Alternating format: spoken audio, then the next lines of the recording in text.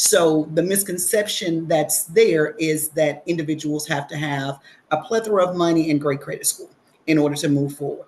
And I've been able to market buying on a budget to individuals and letting them know you don't have to have a 700 credit score. You don't have to have $20,000 down.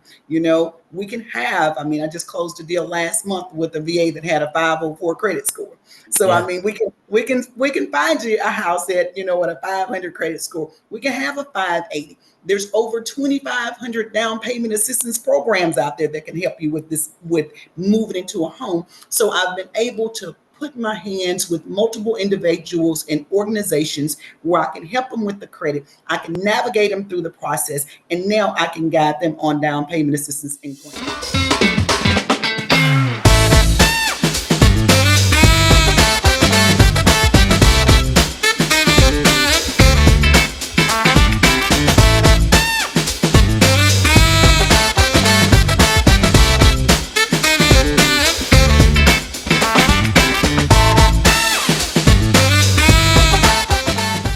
Hey everybody, this is Ryan Surratt, your host of the Agent X Factor podcast, and today we have the remarkable Rhonda Williams with USA Plus Realty.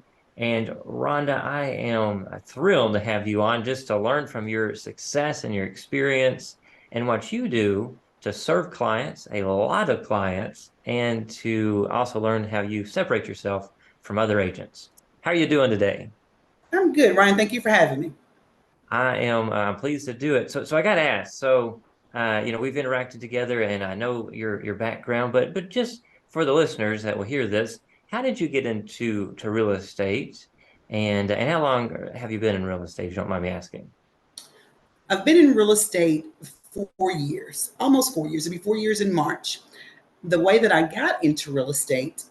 Prior to real estate, I managed a Fortune 500 company for almost 20 years that served credit challenged individuals. While I was there, I was under a district manager that came into work one day, and he was disgruntled. He was angry. He had a really tough day, and he said, "I'm $58.71 away." And he slammed his book bag down. And I said, "Well, dude, what does that mean?" He said, "That's how much it costs to fill my tank up and drive back to Mississippi." He said, "My family owns a chicken farm, and I'm trying to make it on my own, but I refuse to deal with these politics." And I thought, oh my goodness, what a gratifying feeling to work because you want to and not because you have to. At that moment, I had an epiphany.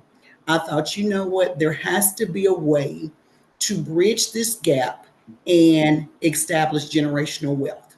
And I have a plethora of a clientele that I've serviced for almost 20 years that has credit challenges. How can I help propel these people forward and help them build generational wealth?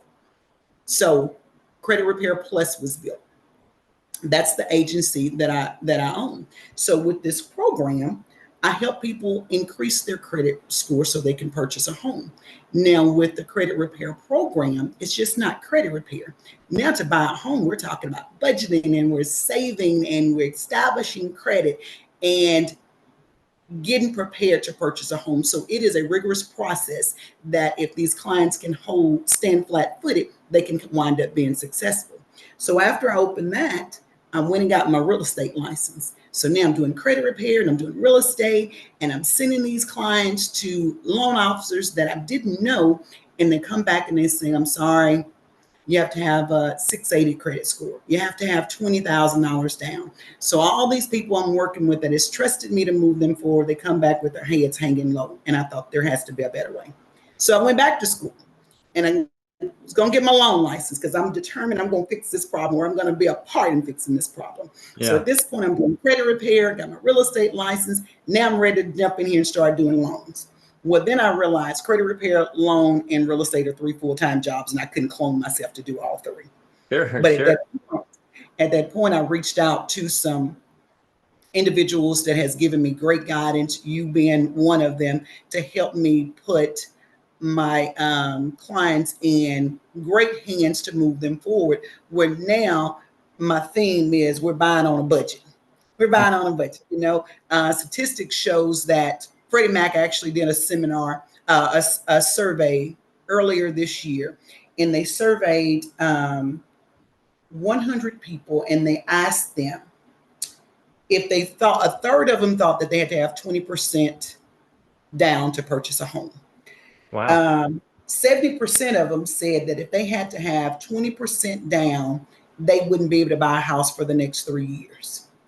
30% said if they had to have 20% down, they would never own a home. So the misconception that's there is that individuals have to have a plethora of money and great credit score in order to move forward. And I've been able to market buying on a budget to individuals and letting them know you don't have to have a 700 credit score. You don't have to have $20,000 down. We can have, I just closed a deal last month with a VA that had a 504 credit score. So, Yeah. we can find you a house at, with a 500 credit score. We can have a 580. There's over 2,500 down payment assistance programs out there that can help you with moving into a home. So I've been able to put my hands with multiple individuals and organizations where I can help them with the credit. I can navigate them through the process, and now I can guide them on down payment assistance and grants. So it's been a great ride for so many individuals that has been a part of my program in breaking that stereotype that you have to have all of these high pillars in order to purchase a home. But now they're establishing generational wealth where they had no idea that it was even possible. Huh. That's remarkable. That is amazing. Yeah. And you work, so someone will reach out to you as a client, and they're reaching out to you typically with the intent to buy a home, or is it for credit repair? Typically is to purchase a home. Okay. So, and then I do have some that want overall credit repair. Sure. Now, I don't do overall credit repair because, as you know, there's multitude of FICO scores. You have a FICO score for everything. So I specialize in the mortgage FICO score because I work with so many lenders. 90% of my customer base wants to purchase a home. There's other ones that want to just kind of do credit repair, but that's a little bit lengthier of a process. So I specialize in mortgage ready credit. Mortgage ready credit. I love it. So let me ask this question. You came into the real estate business after being in the credit repair business. And correct? Yes. That is fascinating, because I didn't realize that. I thought you were in real estate first and then did that. So I just, to back up, so you just were seeing there be a gap with people who, you're helping with their credit, but maybe they weren't getting the service that was needed. Is that the reason you got into real estate? Well, the people that, when I started credit repair, because I had a plethora of people to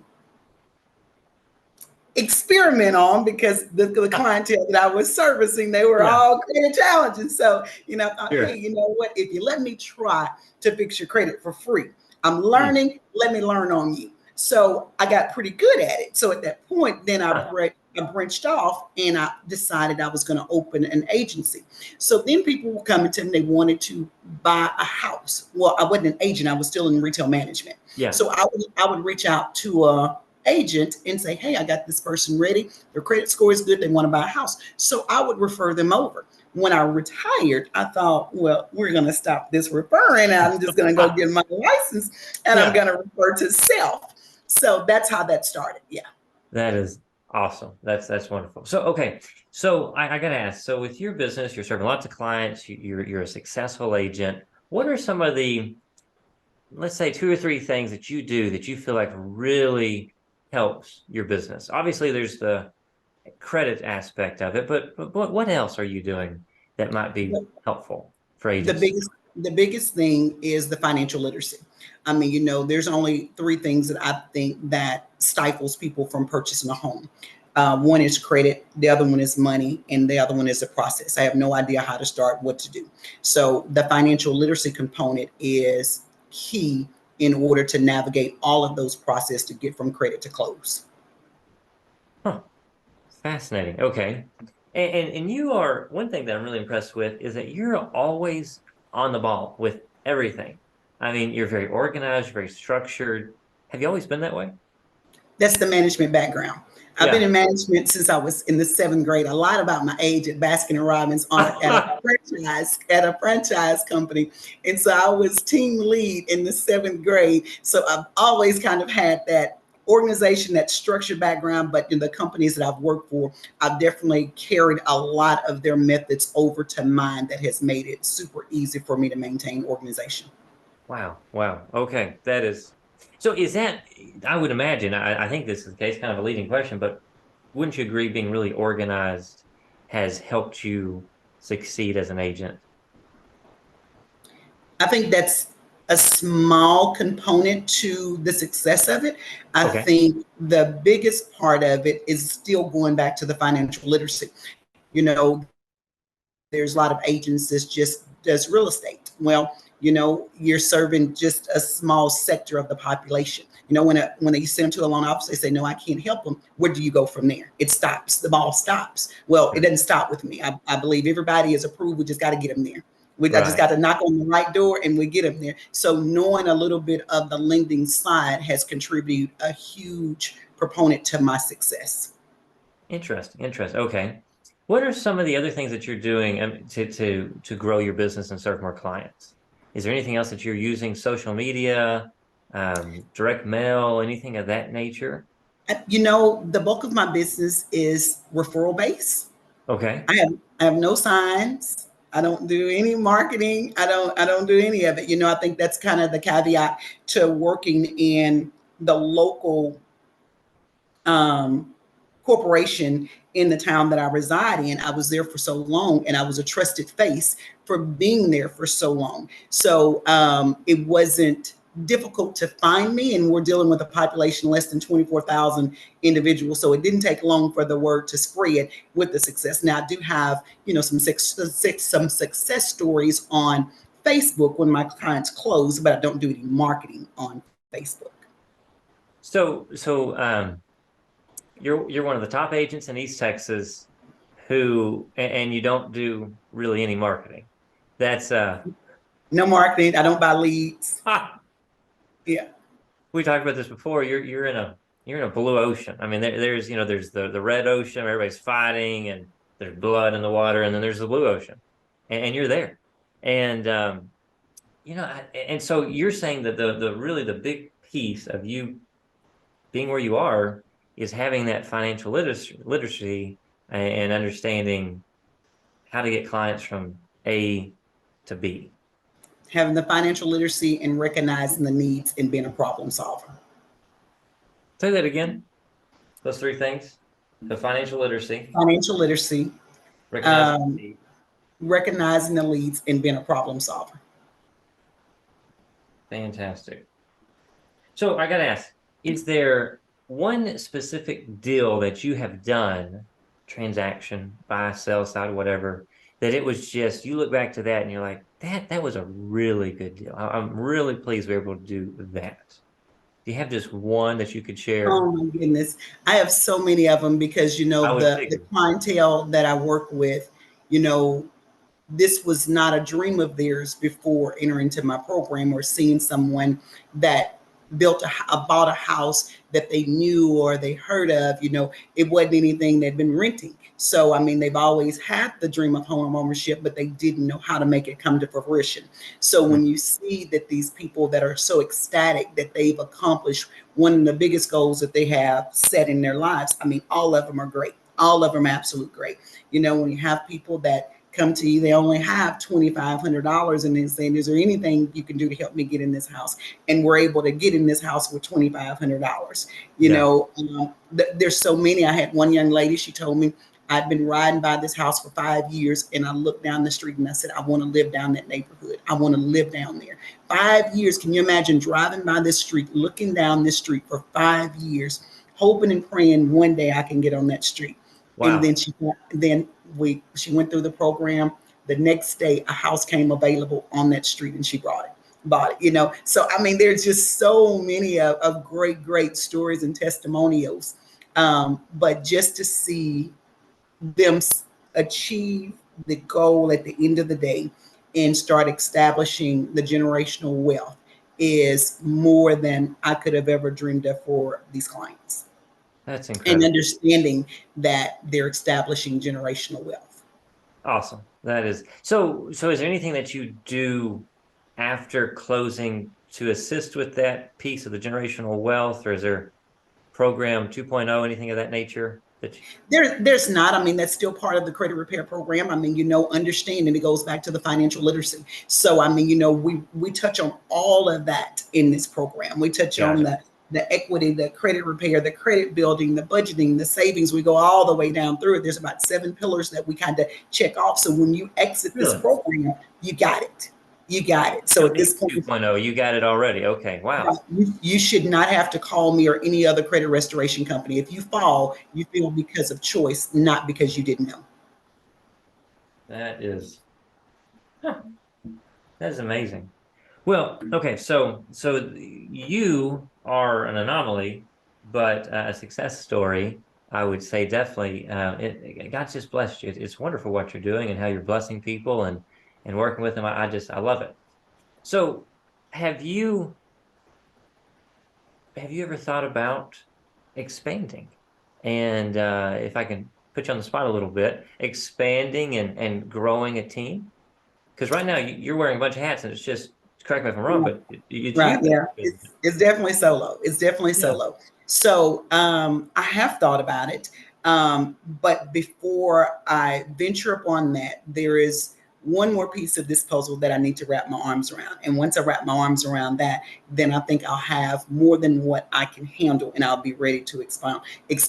The second component of what I do, I deal with low to moderate income, which is where the disparity is.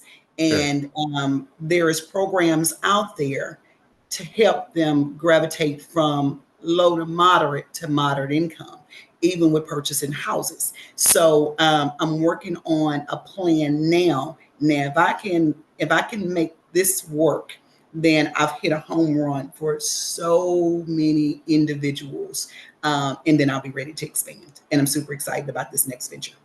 Fantastic. Well, it's kind of a teaser, so I can't wait to hear what that. Yeah, it's a little bit of a teaser. That's good. That's good. Well, hey, let me ask this question as we're about to wrap up. I want to be respectful of your time. But what is some advice that you could give now that you're, 4-ish years as a real estate agent and had tremendous growth and success, and really you've helped many, many clients? What is something that maybe an agent that's listening to this that's newer in the business, or they're seasoned, but they're struggling right now and they're wanting to move forward and serve more clients? Any advice that you would share with them? I think they need to find a niche market. A niche market. Okay. I think they need to find a niche market. I mean, like you said about being in the red ocean, there's so many people fighting for the same client. But if you had a specific clientele that you were addressing, then you can, be so versed in that, where that's where you're putting all of your experience and you're just not spreading it all over the place. But I think finding a niche market is absolutely key. That's great. Good advice. Well, is there anything else that we should touch on that that you would like to share before we end the podcast? The only thing that I think we've touched on everything. The biggest thing is, I truly, truly believe in home ownership. It's a lot of the pushback is the interest rates right now. We have clients that's comparing interest rates to 2-3 years ago. And I want that 2, I want that 3. You're not gonna get that 2 and that 3 anymore. But I tell clients now is a great time to purchase a home. Now is probably a better time to purchase a home when the interest rates were 2 and 3%. And the reason is, when they were 2 and 3%, there were so many that was price gouging. We was bidding overpriced for homes. We're offering $10, $20, $30, $40,000 more for a home. So you got a great interest rate and you got an inflated house. However, now you get a really good priced home, get a little bit higher interest rate, but we can deal with the interest rate. We can buy that down, we can refinance, but you're still left with a great priced home. So now it's still a great time to purchase in the market. And we just got to make our clients understand this is still a great market to purchase. Do you ever have a lot of, I mean, are you having pushback as you tell your clients this, or the clients that, they're been in a position where they never could buy that now, if they can, they're moving forward because they know they can refinance later? Well, I mean, the pushback that I have when clients say something about 8%, my respond to them is, are you renting now? And they tell me yes. And I said, you realize you're paying 100%. Yeah. So you're paying 100%, but we have a quarrel over 8%. That's not much of a quarrel. Ah, I think I'm gonna take 8% over 100% all sure, day long. So that sure. usually ends that one. We do talk about refinance, how we Yeah. can get the rate down, different programs that we can put in place to try to make those things happen where it's still comfortable and affordable for you. But I don't get very much pushback after the 100% interest rate on renting. That's a good line. I'm going to make sure I remember that one. That's wonderful.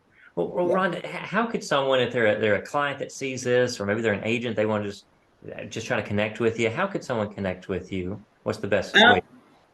Best way, my contact information is Rhonda Williams. Provide a phone number. You can find me on Facebook. It's under Credit Repair Plus. There's a wealth of information, success stories online on Facebook where you can find me. Phone number is 903-631-6191. My office is located in Marshall, Texas. Fantastic. Thank you for being a part of the show today. And I have learned some really good information that I'm going to use in my business. So, All right. so thank you, Rhonda. You're And to our, welcome.